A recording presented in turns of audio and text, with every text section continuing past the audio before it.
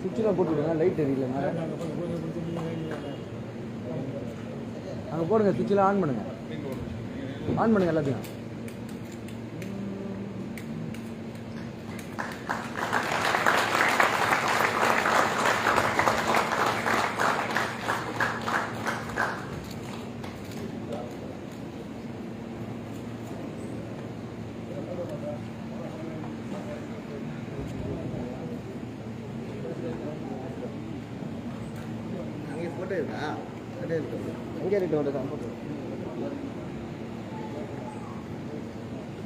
சிறப்பான வெளியீட்டு நிகழ்ச்சி நிறைவுக்கு பிறகு புத்தகங்கள் மற்ற தோழர்கள் வழங்கப்படும். நிகழ்ச்சியினுடைய தொடக்கமாக தலைமுறையாற்றுவதற்காக பேராசிரியர் மாப்பா அண்ணாதுரை ஐயா அவர்களை அழைக்கிறோம்.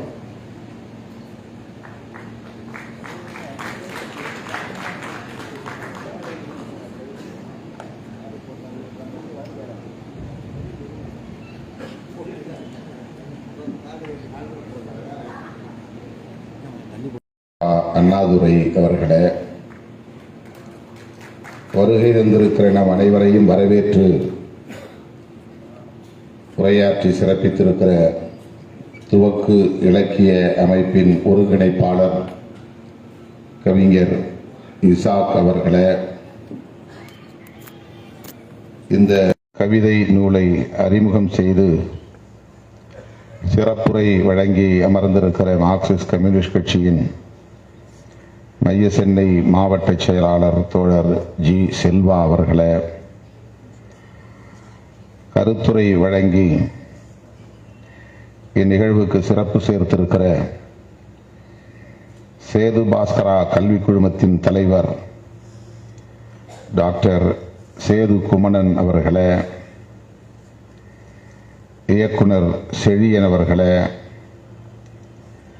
இந்த நூலாசிரியர் விழா நாயகர் கவிஞர் ஜோசப் ராஜா அவர்களே மற்றும் இந்த நிகழ்வில் பங்கேற்று இதனை சிறப்பித்துக் கொண்டிருக்கிற தமிழ் சொந்தங்களே, மாந்தநேய சக்திகளே, உங்கள் அனைவருக்கும் என்னுடைய பணிவார்ந்த வணக்கத்தை தெரிவித்துக் கொள்கிறேன். இந்த வரலாற்று சிறப்பு வாய்ந்த விழாவில் கவிஞர் ஜோசப் ராஜா அவர்களின் காத்திருக்கும் சாவிகள் என்னும் நூலை வெளியிடக்கூடிய ஒரு அரிய வாய்ப்பை எனக்கு வழங்கியமைக்காக கவிஞர் ஜோசப் ராஜா அவர்களுக்கும் கவிஞர் இசாக் அவர்களுக்கும் தோழர் ஜி செல்வா அவர்களுக்கும் முதலில் என்னுடைய நெஞ்சார்ந்த நன்றியை உரித்தாக்குகிறேன். 5 மணிக்கே தொடங்கி இருக்க வேண்டிய இந்த நிகழ்வு சற்று காலம் தாழ்ந்து தொடங்க நேர்ந்ததற்கு என்னுடைய வருத்தத்தை தெரிவித்துக் கொள்கிறேன். கடந்த ஓரிரு வாரங்களாக எனது வலது கண்ணில் சற்று ஒரு சிறிய கட்டி ஏற்பட்டு அதனால் வலி ஏற்பட்டு அந்த வலியுடனாகவே தொடர்ந்து பல நிகழ்ச்சிகளில் நான் பங்கேற்க வேண்டியிருந்தது. இன்றைக்கு தவிர்க்க முடியாமல் அதிலே ஒரு சிறிய அறுவை செய்ய வேண்டிய ஒரு கட்டாயம் 3 மணிக்கு. தோழர் இசாக் அவர்களுக்கு இந்த தகவலை சொல்லியிருந்தோம். நான் அதை முடித்துக்கொண்டு சற்று காலம் தாழ்ந்து வர நேருகிற சூழல். நிகழ்ச்சியை தொடங்கி நடத்தி கொண்டிருங்கள் என்று நான் கேட்டுக்கொண்டேன். என்றாலும் கூட நான் வரும் வரையில் காத்திருந்து பேராசிரியர் மாப்பா அண்ணாதுரை உள்ளிட்ட மூத்தவர்கள் பலரும் இங்கே காத்திருந்து இந்த நிகழ்ச்சியை சிறப்பாக நடத்தி கொண்டிருப்பதை எண்ணி மகிழ்ச்சி அடைகிறேன். இந்த நிகழ்ச்சிக்கு பிறகு நான் இன்னும் ஒரு நிகழ்ச்சிகளுக்கு செல்ல வேண்டும். படத்திறப்பு நிகழ்ச்சி ஒன்று உள்ளது. அலுவலகம் போய் காத்திருந்து என்னை பார்க்க முடியாமல் பலரும் இங்கே வந்து அரங்கில் அமர்ந்திருக்கிறார்கள். அவர்கள் எப்போது என்னை விடுவிப்பார்கள் என்று எனக்கு தெரியாது. ஆகவே அந்த தலைப்போடு தான் உங்கள் முன்னால் நின்று கொண்டிருக்கிறேன். இன்றைக்கு காலையில் முதல்வர் தலைமையிலே முக்கியமான ஒரு கலந்தாய்வு கூட்டம், அதைத் தொடர்ந்து பல நிகழ்ச்சிகள். சில நாட்களுக்கு முன்னதாகவே இந்த நூலை கவிஞர் ஜோசப் ராஜா அவர்களும் ஈசாக் அவர்களும் வந்து என்னிடத்திலே தந்தார்கள். வழக்கம் போல படிக்க நேரம் கிட்டவில்லை. இந்த நிகழ்ச்சி காலையில் முற்பகலில் தான் இங்கே நடப்பதாக இருந்தது. 10 மணிக்கு தொடங்கி நண்பர்கள் 1 மணிக்கு இதை நிறைவு செய்வதாக திட்டமிட்டிருந்தார்கள். எனக்காக திடுமென அறிவிக்கப்பட்ட முதல்வர் தலைமையிலான நிகழ்வுக்காக அதிலே நான் கட்டாயம் பங்கேற்றாக வேண்டும் என்கிற ஒரு சூழலில் இதை மாலை நிகழ்வாக மாற்றிக்கொண்டார்கள். அதற்காகவும் நான் நன்றி சொல்ல கடமைப்பட்டிருக்கிறேன்.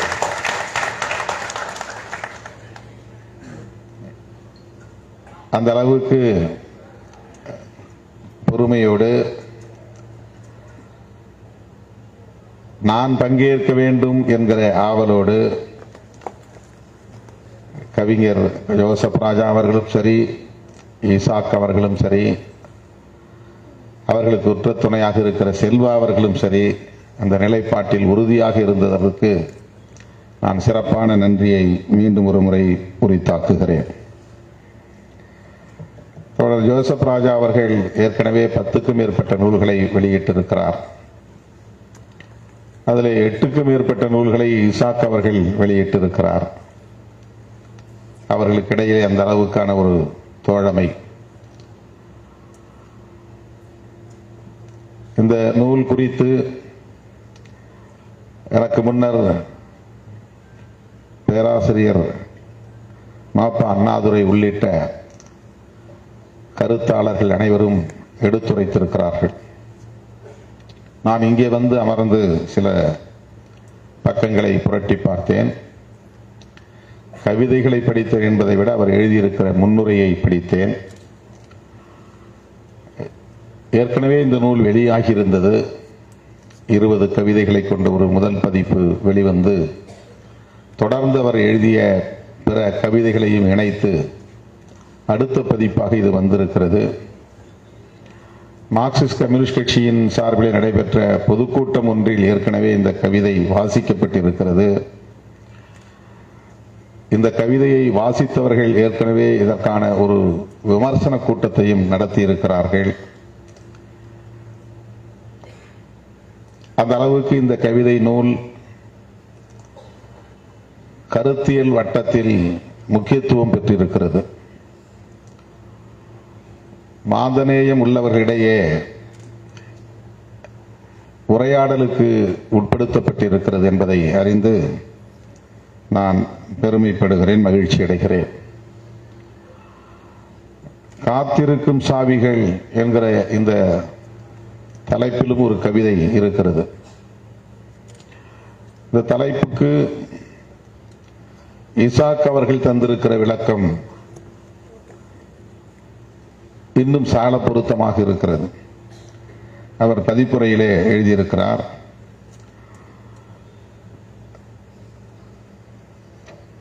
தோழர் ஜோசப் ராஜாவின் காத்திருக்கும் சாவிகள் கவிதை தொகுப்பு சில மனித இதயங்களையாவது திறக்கும் என்கிற நம்பிக்கையோடு இதை வெளியிடுகிறோம் என்று அவர் பதிவு செய்திருக்கிறார்.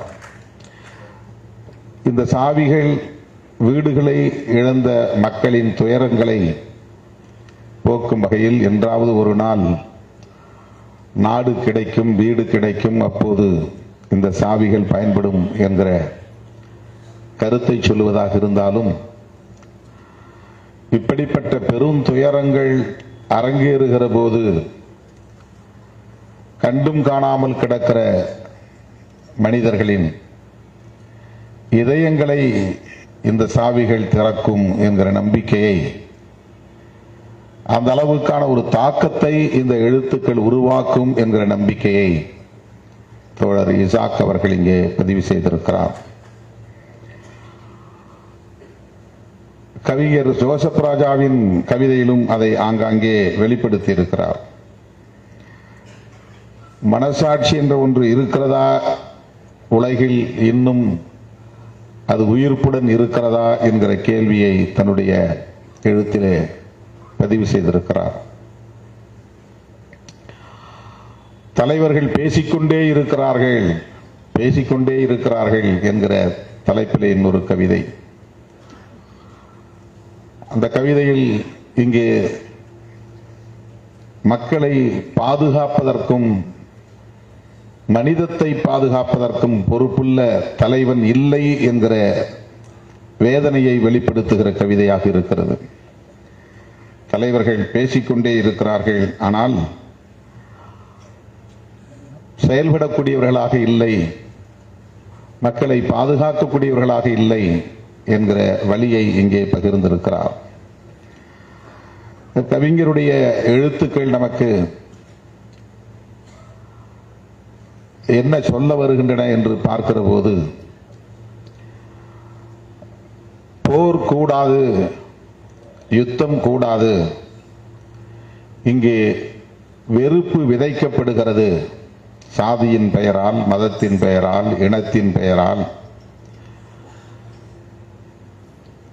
தேசத்தின் பெயரால் வெறுப்பு அரசியல் தொடர்ந்து விதைக்கப்படுகிறது. அந்த வெறுப்பு அரசியல் கூடாது என்பதை அவர் தன்னுடைய கவிதையில் பதிவு செய்திருக்கிறார். வெறுப்பும் யுத்தமும் என்கிற அந்த கவிதையில் அவர் தன்னுடைய ஆதங்கத்தை பதிவு செய்திருக்கிறார். சக மனிதர்களுக்கிடையில் வெறுப்புணர்வை வளர்ப்பதற்காகவே ஒவ்வொரு மதமும், ஒவ்வொரு கடவுளும், ஒவ்வொரு தத்துவமும் உபயோகப்படுத்தப்படுவதற்காக இந்த மனிதகுலம் வெட்கப்பட வேண்டாமா? சக மனிதர்களுக்கிடையில் வெறுப்புணர்வை வளர்ப்பதற்காகவே அரசியல்வாதிகள் ஒவ்வொருவரும் அலைந்து கொண்டிருப்பதற்காக, குழந்தைகளுக்கு எதிரான, பெண்களுக்கு எதிரான கொடூரமான திட்டங்களை தீட்டிக் கொண்டிருப்பதற்காக இந்த மனிதகுலம் வெட்கப்பட வேண்டாமா?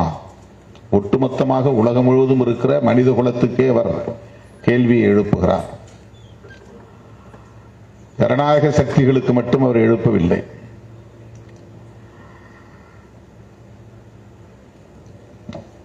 இந்த வெறுப்பின் வார்த்தைகளை இன்னுமா கேட்கவில்லை உங்கள் காதுகள்?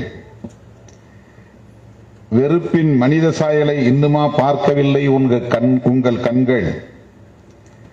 வெறுப்பின் வார்த்தைகளை இன்னுமா கேட்கவில்லை உங்கள் காதுகள்?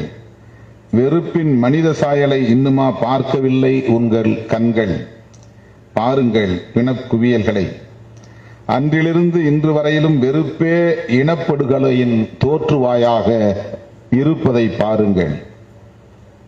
அன்றிலிருந்து இன்று வரை, அன்று என்பது இன்ஃபினிட்டி, அதற்கு ஒரு எல்லை கிடையாது, ஒரு கால வரம்பு கிடையாது. பாலஸ்தீன கவிதைகள் எம்ஏ நுகுமான் அவர்கள் எழுதிய கவிதைகளை நான் படித்தேன். அதிலிருந்து பாலஸ்தீனத்தை நான் உணரத் தொடங்கினேன். 40 ஆண்டுகளுக்கு பிறகு மீண்டும் நானும் பாலஸ்தீனம் குறித்து கவிதைகளை எழுதுகிறேன். எத்தனை ஆண்டுகள் கடந்திருக்கின்றன!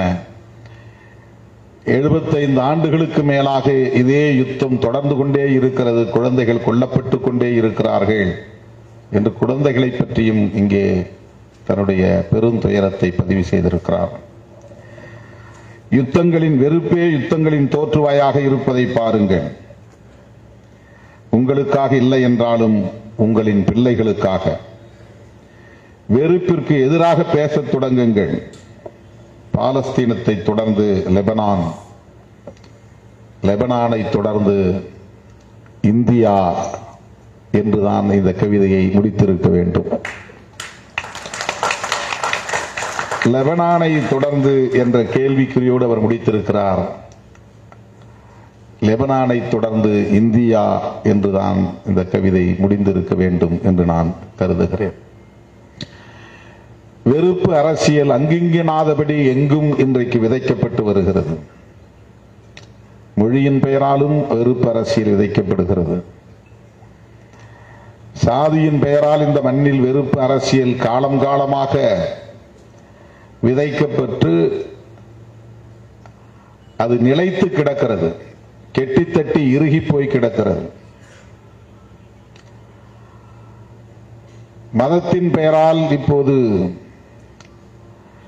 இந்திய மண்ணில் பெருமளவிலே வளர்த்தெடுக்கப்படுகிறது. ஆக இந்த வெறுப்பு எங்கே போய் முடியும்?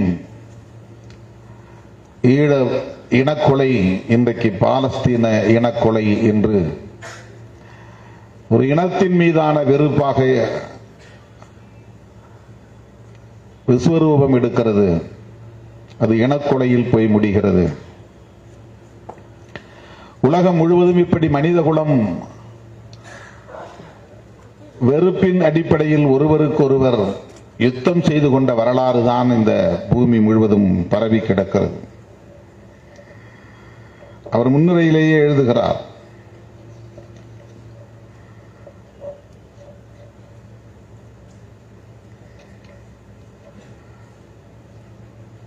யுத்தம் எவ்வளவு கொடுமையானது. பல்லாயிரம் வருடங்களாக இந்த பூமியின் காதுகள் இந்த கவிதைகளை கேட்டுக்கொண்டே இருக்கின்றன. பல்லாயிரம் வருடங்களாக இந்த பூமியின் தோளில் கவிதைகள் எழுதப்பட்டுக் கொண்டே இருக்கின்றன. வரலாற்று தொடர்ச்சி நிற்கப் போகிறோமா இல்லை விலகப் போகிறோமா என்பதைத்தான் நாம் முடிவு செய்ய வேண்டும். இந்த கவிதைகள் என்று சொல்லுவது யுத்தம் வேண்டாம் என்கிற கவிதைகள் இந்த பூமியின் காதுகளில் ஒலித்துக் கொண்டே இருக்கின்றன. இந்த பூமியின் தோலில் எழுதப்பட்டுக் கொண்டே இருக்கின்றன.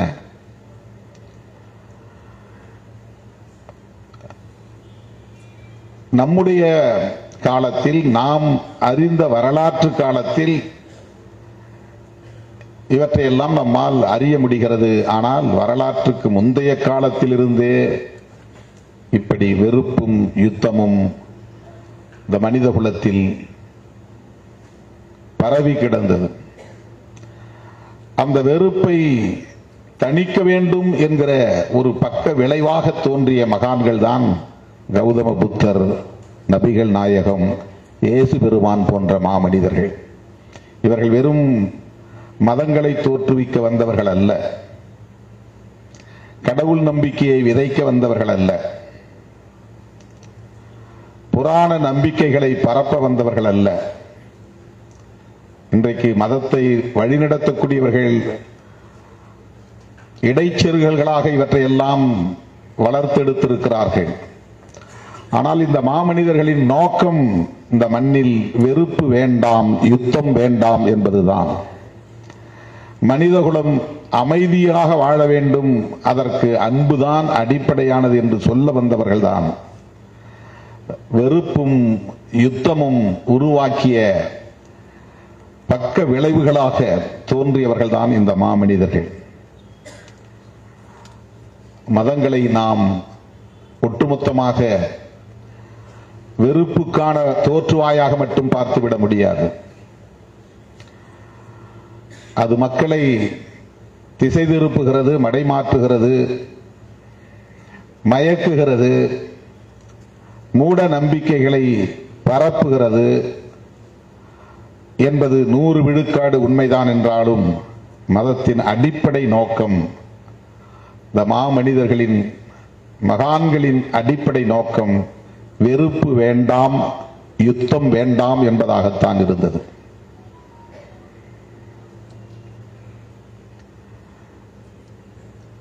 மாந்தநேயம் இங்கே மேலோங்க வேண்டும், செழித்தோங்க வேண்டும் என்பதுதான் மார்க்சியத்தின் கனவு.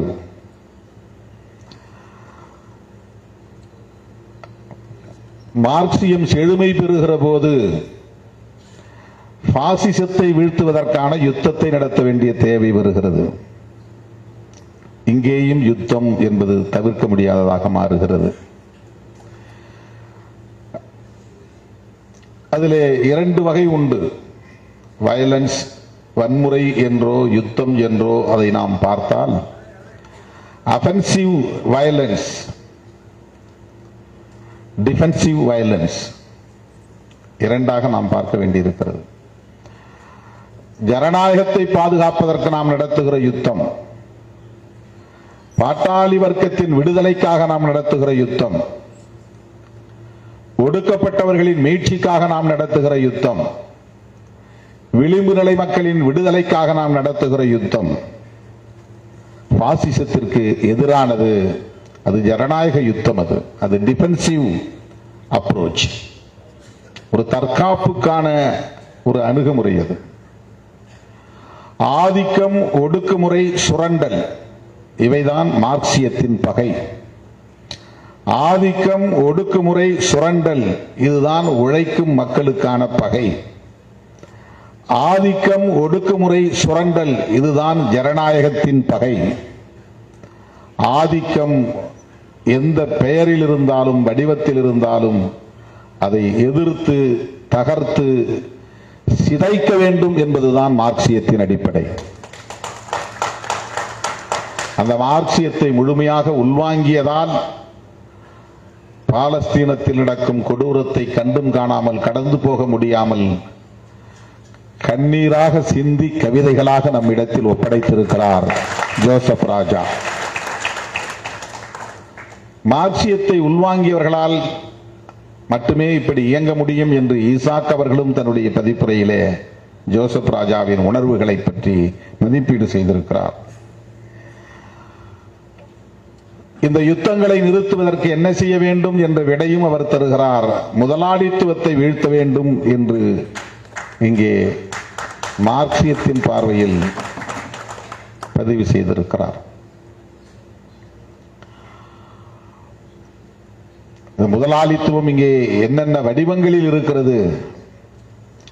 நிலப்பரப்புகளும் தரகு முதலாளிகளும் பெருமுதலாளிகளும் மட்டுமே முதலாளித்துவத்தின் அடையாளங்களாக இருக்கிறார்களா என்றால் அதையும் தாண்டி வெறுப்பை விதைக்கிற அனைவருமே முதலாளித்துவத்தின் அடையாளங்களாகத்தான் இருக்கிறார்கள், பாசிசத்தின் அடையாளங்களாகத்தான் இருக்கிறார்கள். அது மொழி அடிப்படையில் இருந்தாலும், பாலினத்தின் அடிப்படையில் இருந்தாலும், சாதியின் அடிப்படையிலே இருந்தாலும் அவர்கள் நிலப்பரப்புகளாக இருக்க வேண்டும் என்றில்லை, முதலாளிகளாக இருக்க வேண்டும் என்றில்லை. பாசிசத்தின் கூறுகள் அடங்கிய ஒவ்வொன்றும் முதலாளித்துவத்தினுடைய பாதிப்புகளை ஏற்படுத்தும். தேசம் என்கிற பெயரில் நடக்கிற தேசியவாதம் எல்லா தேசங்களிலும் முன்வைக்கப்படுகிற முக்கியமான ஒரு அரசியல்.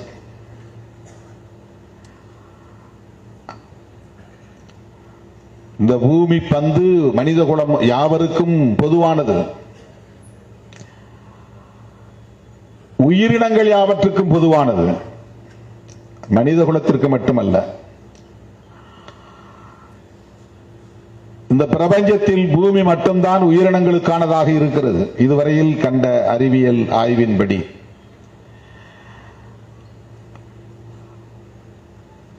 அனைத்து உயிரினங்களும் வாழ்வதற்கான வாழ்வாதாரத்தை கொண்டிருக்கிற, மூலாதாரத்தை கொண்டிருக்கிற இந்த பூ உலகை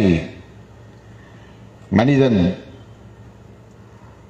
தேசம் என்கிற பெயரால் கோடுகளை வரைந்து கூறு போடுகிறான்.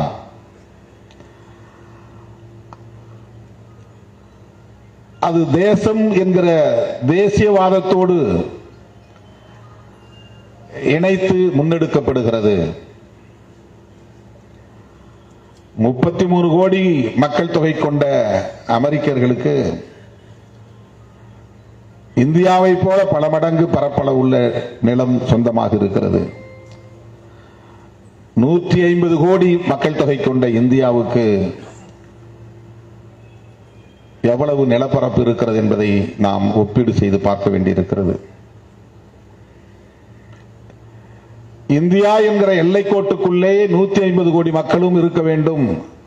இன்னும் 10 ஆண்டுகளுக்கு பிறகு அது 180 கோடியாக கூட உயரும். அடுத்த சில 10 ஆண்டுகளில் 200 கோடியை தாண்டும். இவர்கள் இந்த எல்லைக்கோட்டை தாண்ட முடியாது என்கிற நிலை.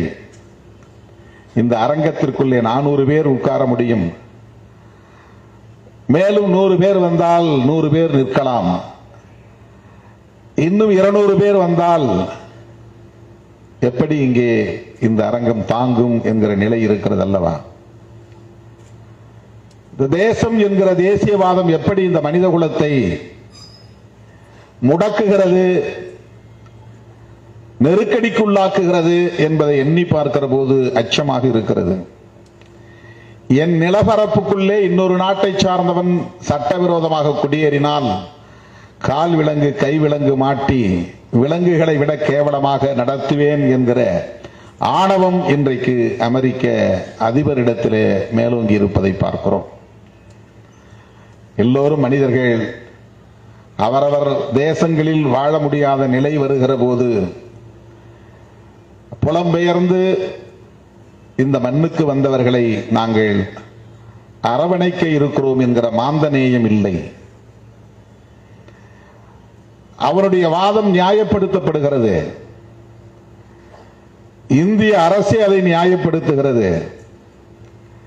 சட்டவிரோதமாக குடியேறியவர்களை இப்படித்தான்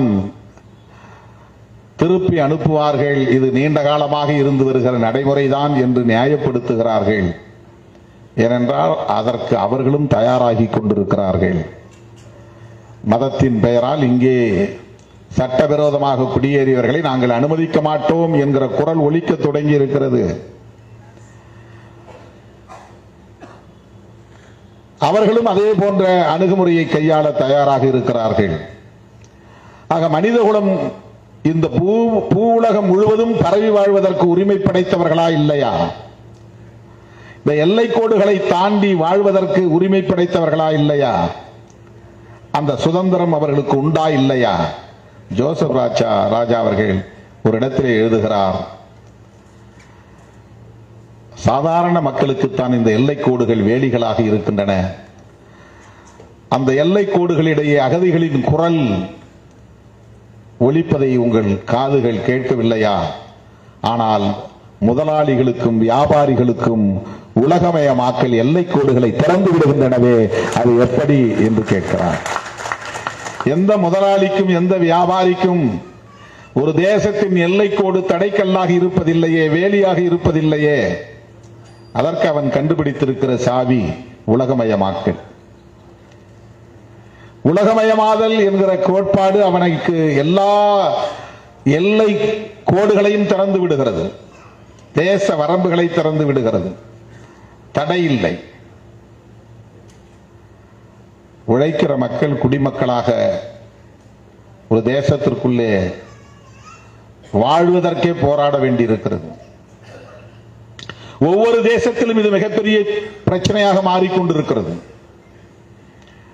நெருக்கடியாக மாறிக்கொண்டிருக்கிறது. தேசத்தின் எல்லை கோடுகள் தேவையா என்கிற கேள்வி எழுகிறது. இப்படி எல்லை கோடுகள் கூடாது, எல்லோரும் மாந்தநேயத்தோடு பக்குவப்படுத்திக் கொள்ள வேண்டும், அந்த கலாச்சாரத்தை வளர்த்துக் கொள்ள வேண்டும் என்பதுதான் நாம் முன்வைக்க வேண்டிய அரசியலாக இருக்கிறது. மொழியின் பெயரால் அல்லது இனத்தின் பெயரால் அல்லது நாட்டினத்தின் பெயரால், நேஷனாலிட்டி நாட்டினத்தின் பெயரால் வெறுப்பு அரசியல் இங்கே விதைக்கப்படுமேயானால் மனிதகுலம் தன்னை தற்காத்துக் கொள்ள முடியாத நெருக்கடிக்கு ஆளாகும். இதை எப்படி நாம் வளர்த்தெடுக்க போகிறோம்?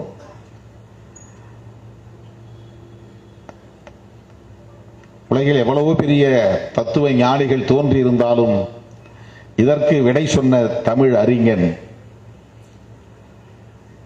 ஒரு கோட்பாட்டு சாவியை நமக்கு தந்திருக்கிறான். அதுதான் யாதும் ஊரே யாவரும் கேளீர் என்பதாகும். இந்த இரண்டு சொற்கள் மார்க்சியத்தையும் விட மேலோங்கி இருப்பதாக நான் பார்க்கிறேன். அதன் ஆழமான கருத்தை உள்வாங்கி இருப்பதாக நான் பார்க்கிறேன். 1.25 வரி திருக்குறளை விடவும் இது மிகவும் சிறந்ததாக நான் பார்க்கிறேன். யாதும் ஊரே யாவரும் கேளீர். பூ உலகம் முழுவதும் எந்த தேச எல்லைகளும் வேண்டாம், எல்லோரும் என் ஊரே என்கிற உணர்வு, எல்லா ஊரும் என் ஊரே என்கிற உணர்வு, எல்லோரும் என் உறவினர்களே என்கிற உணர்வு இங்கே வளர்த்தெடுக்கப்பட வேண்டும். அந்த உணர்வு மேலோங்கி இருந்தால் பாலஸ்தீனத்தில் இந்த கொடூரம் நிகழாது, அதை நியாயப்படுத்துகிற குரலும் ஒலிக்காது. இதுதானே ஈழத்திலும் அங்கே சகோதரத்துவம் இருந்தால் ஏன் தனி ஈழம் என்கிற கேள்வி, அந்த விடை, அந்த கோரிக்கை எழுகிறது. சகோதரத்துவம் இருந்தால், மாந்தநேயம் இருந்தால், அன்பு விதைக்கப்பட்டிருந்தால், உனக்கு ஒரு நாடு எனக்கு ஒரு நாடு என்று அந்த தீவை பங்கு போட்டுக் கொள்ள வேண்டும் என்கிற தேவை எங்கிருந்து எழுகிறது? சிங்கள பௌத்த பேரினவாதத்தின் கொடூரமான ஒடுக்குமுறைகளில் இருந்தும் ஆதிக்கம் ஆக்கிரமிப்புகளில் இருந்தும் தான் தன்னை தற்காத்துக் கொள்வதற்கான ஒரு பக்க விளைவாக எல்டிடி என்கிற இயக்கம் உருவாகிறது. அது ஒரு சைடு எஃபெக்ட், அது ஒரு டிஃபென்சிவ் மோட், ஒரு தற்காப்புக்கான ஒரு முயற்சி அது. ஆனால் உலகம் அவர்களை பயங்கரவாதிகள் என்கிறார்கள். உண்மையிலேயே பயங்கரவாதத்தை கட்டவிழ்த்து விட்டவர்களை நட்பு சக்தியாக அரவணைக்கிறார்கள். இஸ்ரேலை நட்பு சக்தியாக பார்க்கிறது ஏகாதிபத்திய நாடுகள். ஹமாஸ் இயக்கத்தை பயங்கரவாத இயக்கமாக சித்தரிக்கிறார்கள். ஹமாஸ் என்பது தோன்றிய பிறகு இஸ்ரேல் ஒடுக்குமுறை எழுந்தது. இஸ்ரேலின் ஒடுக்குமுறைக்கு பிறகு ஹமாஸ் உருவானதா? இந்த வரலாற்றை நாம் பார்க்க வேண்டாமா? கால வரிசையோடு ஒப்பிட்டு பார்க்க வேண்டாமா?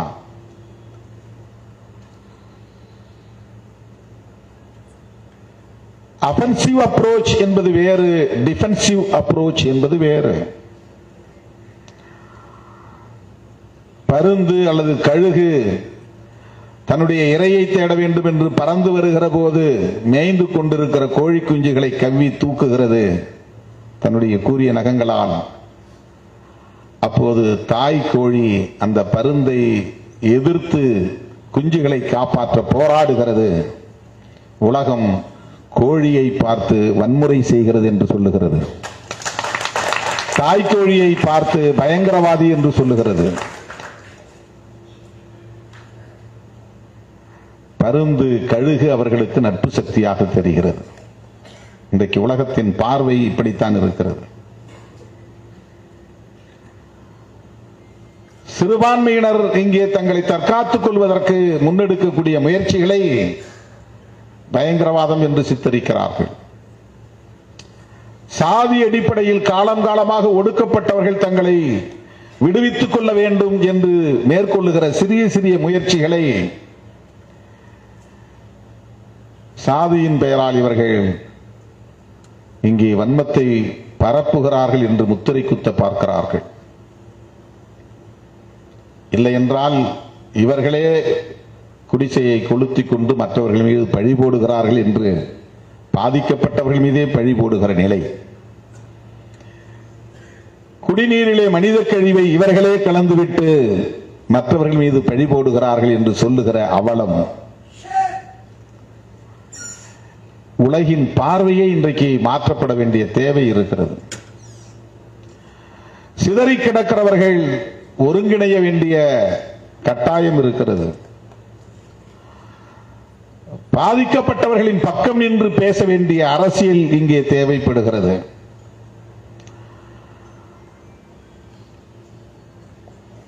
ஒரு சம்பவத்தை மட்டுமே வைத்து அதிலே யார் அக்ரஸார் யார் விக்டிம் என்று தீர்மானிக்க கூடாது. தொடர்ந்து அதனுடைய வரலாற்று தொடர்ச்சியோடு ஒப்பிட்டு பார்த்து அதை நாம் அணுக வேண்டிய கட்டாயம் இருக்கிறது. இந்த பார்வையை சொல்லித் தருவதற்கான அரசியல் தான் மார்க்சியம் என்பதாகும். பாதிக்கப்பட்டோரின் பக்கம் நின்று அவர்களுக்காக பேசுவது என்பதுதான் மார்க்சியம். அதை உள்வாங்கிய ஒரு தோழர் என்பதால் தான் ஜோசப் ராஜா இங்கே பக்கம் பக்கமாக கண்ணீரை வெடித்திருக்கிறார், இரத்த கண்ணீரை வெடித்திருக்கிறார், கேள்விகளை அடுக்கடுக்காக எழுப்பி இருக்கிறார். தோழர்களே, பிறப்பு சான்றிதழ் என்ற ஒரு கவிதையை அவரே மேற்கோள் காட்டினார். அதை படித்தால் யாரும் கண்கலங்காமல் இருக்க முடியாது என்று. அந்த யுத்த சூழலிலும் கூட ஒரு தம்பதிக்கு 2 குழந்தைகள் பிறக்கின்றன. அந்த பிள்ளைகளுக்கு பிறப்பு சான்றிதழ் வாங்குவதற்காக தந்தை செல்கிறான். பிறப்பு சான்றிதழை வாங்கி கொண்டு அவன் திரும்புகிற போது அவனுக்கு ஒரு அழைப்பு வருகிறது. அந்த அழைப்பை யார் செய்தானோ அவனால் என்ன நடந்தது என்று சொல்ல முடியவில்லை என்று அந்த துயரத்தை பதிவு செய்து கொண்டே வருகிற போது அவன் பிறப்பு சான்றிதழோடு வருகிறான். வீட்டுக்கு வந்து பார்த்தால் வீடு இருந்த இடம் தெரியவில்லை, தரைமட்டமாகிவிட்டது. வீடு தரைமட்டமாகிவிட்டால் அங்கே இருந்த மனைவி பிள்ளைகள் என்ன ஆனார்கள்? புகையாகி போனார்கள். அப்போது அவன் மனம் எப்படி பதைத்திருக்கும் என்பதை பதைப்போடு பதிவு செய்திருக்கிறார் ஜோசப் ராஜா. அதுதான் அந்த கவிதை. காட்டு மிராண்டிகளால் சுடுகாடாக மாற்றப்பட்டுக் கொண்டிருக்கும் காசாவில் வசித்துக் கொண்டிருக்கும் அபு அல் ஹுசாமிற்கு அல்லாவின் கிருபையால் இரட்டை குழந்தை பிறக்கிறது. அந்த துயரத்திலும் அப்படி ஒரு மகிழ்ச்சி நிறைத்துக் கொள்கிறது அந்த வீட்டை. ஓயாத குண்டு சத்தங்களுக்கு இடையில் அந்த குழந்தைகளின் அழுகை இசையாய் இசையாய் இசையாகவே இசைத்துக் கொண்டிருக்கிறது. அந்த பிஞ்சு குழந்தைகளை கொஞ்சுகிறாள் தாய், கொஞ்சுகிறான் தகப்பன், கொஞ்சுகிறாள் பாட்டி. குழந்தைகள் கொஞ்சப்பட வேண்டியவர்கள் என்பது ஒரு முட்டாளுக்கும் கூட தெரியும் என்று தான் நினைத்திருந்தேன். 4 நாட்கள் கழித்து குழந்தைகளின் பிறப்புச் சான்றிதழை வாங்குவதற்காக அரசு அலுவலகம் செல்கிறான் அபு அல் குசாம். பிறப்புச் சான்றிதழை மகிழ்ச்சியோடு வாங்கியவனுக்கு பக்கத்து வீட்டுக்காரரிடமிருந்து அழைப்பு வருகிறது. சொல்ல முடியாமல் தவிக்கிறார் அழைத்தவர். கேட்க முடியாமல் துடித்தவன் பிறப்புச் சான்றிதழோடு விரைகிறான். அவனால் நம்ப முடியவில்லை. சில மணி நேரங்களுக்கு முன்னால் அங்கிருந்து அவனுடைய வீட்டிலிருந்து தான் புறப்பட்டிருந்தான். வீடு இருந்ததற்கான எந்த தடயங்களும் இப்போது இல்லை. அப்படி என்றால் அம்மா, அப்படி என்றால் மனைவி, அப்படி என்றால் 2 குழந்தைகள், அவ்வளவுதான். அந்த காட்சியை அதற்கு மேல் விவரிக்காமல் அப்படியே விட்டுவிடவே நினைக்கிறேன். ஆனால் பிள்ளைகள் இல்லாத அந்த பிறப்புச் சான்றிதழ் வாழ்வு முழுவதும் வதைக்குமே. நாசமாய் போகட்டும் யுத்த வெறியர்கள், நாசமாய் போகட்டும் யுத்த வெறியர்கள் என்று ஜோசப் ராஜா இந்த கவிதையை முடிக்கிறார். தோழர்களே, இப்படியெல்லாம் நான் கவிதைகளை எழுதுவதால் எனக்கு ஒரு ஆறுதல் என்று அவர் தன்னைத்தானே தேற்றிக் கொள்கிறார். ஆனால் அது தீர்வு அல்ல, அது அவருக்கும் தெரியும். அவர் என்ன உணர்வை பெற்றிருக்கிறாரோ அந்த உணர்வு நமக்குள்ளும் முகிழ்க்க வேண்டும், துளிர்விட வேண்டும் என்று அவர் விரும்புகிறார்.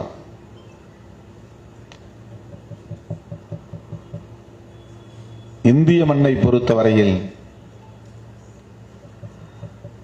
மனிதம் என்பது முற்றாக சிதைந்து கிடக்கிறது. யாவற்றையும் சாதி பார்த்தே அணுகுகிற அவலம் இங்கே காலம் காலமாய் கோலோச்சி கொண்டிருக்கிறது. எனவே குடிசைகள் எரிந்தால் எந்த சாதிக்காரன் குடிசைகள் என்று பார்த்துவிட்டு அவன் அதை பற்றி சிந்திக்கிறான். பிள்ளைகள், சிறுமிகள் பாதிக்கப்பட்டால் அது எந்த சாதி வீட்டு பிள்ளை என்று பார்த்துவிட்டு அது பற்றி அவன் கருத்து சொல்ல விரும்புகிறான்.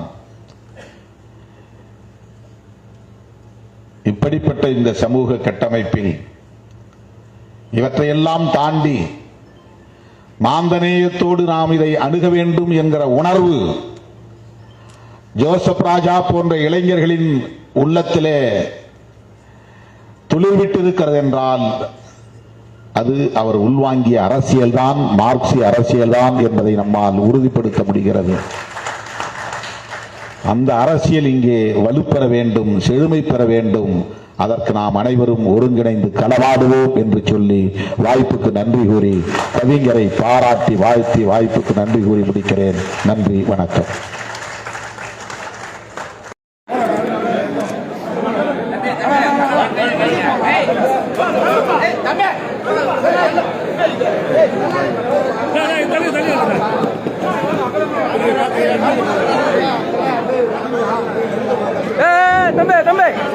கேமரா